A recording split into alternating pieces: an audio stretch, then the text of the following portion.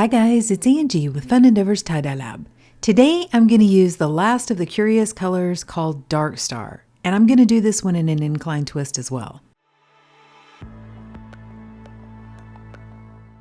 For this shirt, I'm going to grab the shirt just about level with the armpit, right on the side, and lift the shirt up off the table and begin to twist it.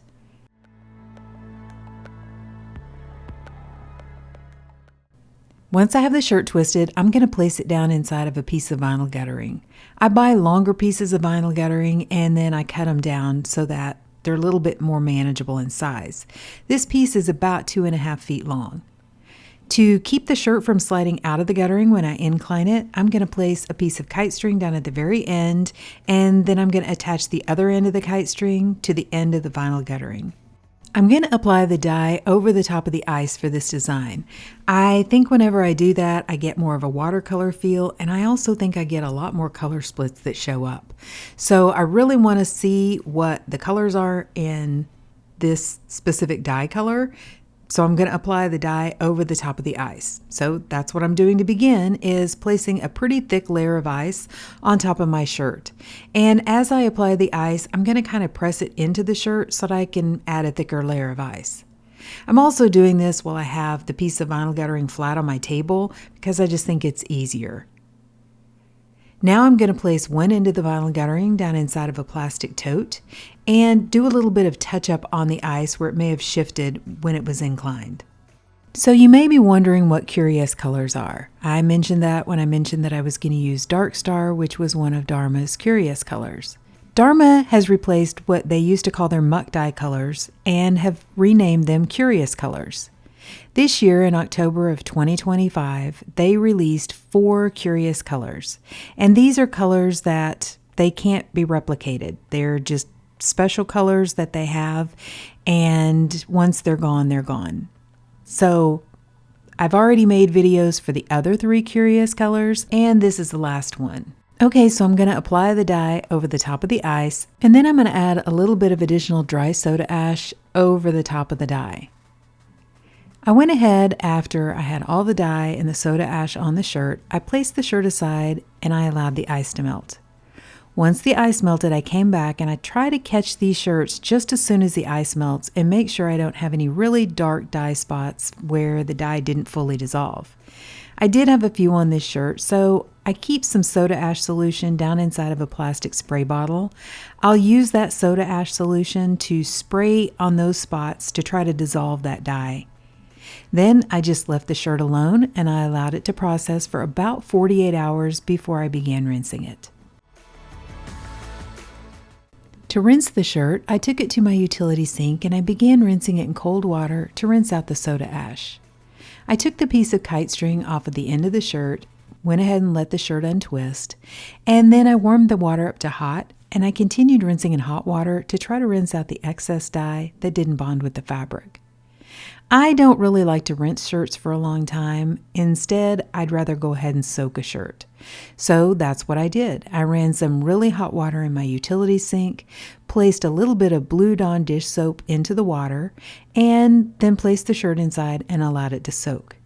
I was doing another shirt at the same time that was kind of in the same color family, so I placed them in the water to soak at the same time. Because I have the Blue Dawn dish soap in the water, it's going to help keep any of the dye colors soaked out of either of these shirts from rebonding onto the fabric. I allowed the water to cool off and then I changed it out and I continued that soaking process until my water was remaining almost clear. Then I placed the shirt along with some Dharma's professional textile detergent into my washing machine and I washed it using a hot water cycle.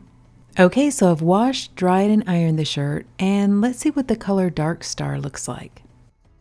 Okay, so what do you guys think? I think this is a pretty cool color. I was honestly kind of expecting it to be darker, but I am really happy with the color. It has some really pretty color splits. I'm getting hints of greens and yellows, various shades of blue. Of course, because I have the blues and kind of green shades, I've got teals.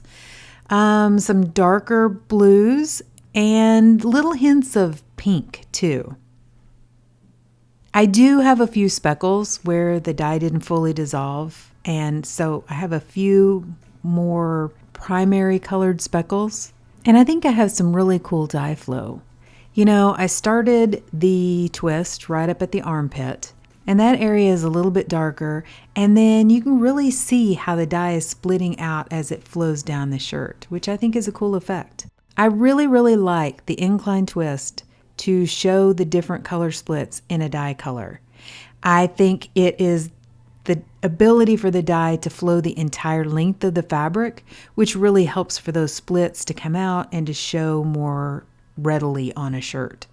When I've done other designs like tall deep scrunches and stuff, I can see color splits, but I don't think that they're quite as prominent. You'll see, you know, like small areas of maybe the pink or the lighter green or, you know, teal, but they won't be the larger areas like I'm getting with these incline twists, where as the dye is kind of flowing down, it leaves that larger streak of yellow or the larger streak of pink, which in this case where I'm trying out a dye color for the first time and I kind of want to get a feel for what potential color splits I could get with this color, I really want to see each one of the colors.